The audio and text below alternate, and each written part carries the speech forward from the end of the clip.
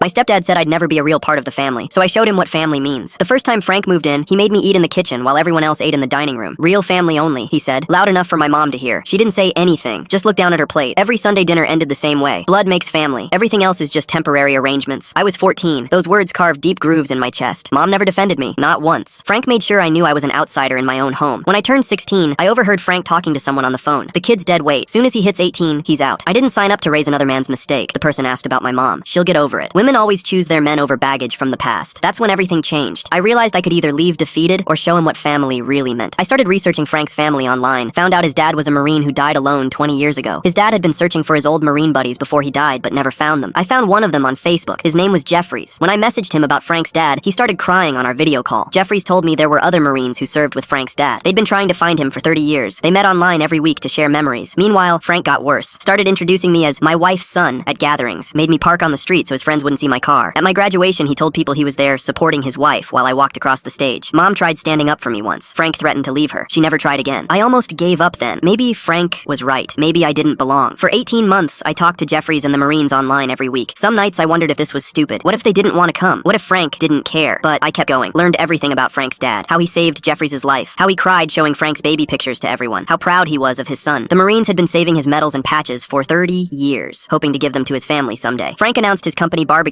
where he'd get promoted to regional manager. He'd been telling his boss he came from a military family, lying that he'd served too. The Marines' annual reunion was happening the same weekend, 2 hours away. I told Jeffries that Frank would be having a gathering. They insisted on coming, all of them. I told Mom I'd invited some special guests for Frank's big day. She thought I meant my friends from school. I barely slept the night before, terrified it would backfire. At 2 o'clock, a group of old Marines walked into the backyard in uniform. Frank's boss stood up immediately. Frank's face went white. Jeffries spoke first. "We served with your father, Sergeant William Frank, 3rd Battalion, 5th Marines." The entire barbecue went silent. "He saved my life in Vietnam," Jeffries continued. "We've been looking for him for 30 years. Just learned he died." Frank's boss looked confused. "You served, Frank?" Before Frank could lie, Jeffries laughed. "Frank? No, he was just a kid, but his dad was a hero." Jeffries pulled out a wooden box. "We've been carrying this to every reunion, hoping to find his family. Inside were photos and medals that belonged to Frank's dad." I stood up. "I've been talking to them for 18 months. They had no idea Frank's dad had been looking for them too. No idea he had a son until I found them." The Marines started telling stories. How Frank's dad talked about his boy constantly. How proud he was. How he wanted to reconnect but didn't know how. Frank's co-workers were recording everything. His boss, an Army veteran himself, shook Jeffries' hand. Frank stood frozen, holding the box of his dad's things. Jeffries put his hand on Frank's shoulder. "Your dad missed you every day. Talked about you until he died. Said he understood why you were angry he left." Frank's voice cracked. "I never visited him. Not once after my parents split." Jeffries said, "That's why we're here now. That kid brought us together. He's been calling us every week, checking on us old guys. That's what family does." That night, Frank found me in my room. He set the box on my desk. I became exactly like my dad, pushing family away, choosing anger over love. His hands shook. "The Marines want us at their next reunion." They said us. Both of us. 3 months later, Frank introduced me as his son.